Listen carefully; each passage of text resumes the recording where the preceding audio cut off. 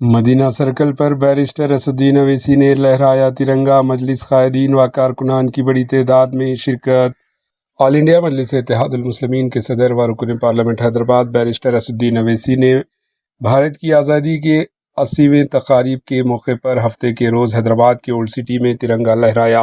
ہر سال کی طرح بیرسٹر اسدالدین اویسی نے تاریخی چار مینار کے قریب مدینہ سرکل پر ترنگا لہرایا۔ اس موقع پر مقامی تاجرین اور مجلس کے قائدین اور کارکنان کی کثیر تعداد موجود تھی، جن میں پتھرگڈی ڈویژن کے سابقہ کارپوریٹر سہیل قادری اور محمدیہ کیاب مارٹ کے مالک محمد الیاس بخاری اور دیگر شامل تھے۔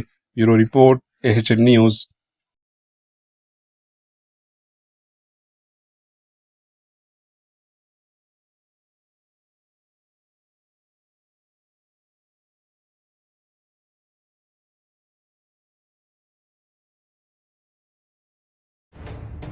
AHN نیوز کے YouTube چینل کو سبسکرائب کریں اور بیل آئیکن کو دبانا نہ بھولیں تاکہ آپ کو ہر نئی آنے والی ویڈیو کا نوٹیفیکیشن بر وقت مل سکے۔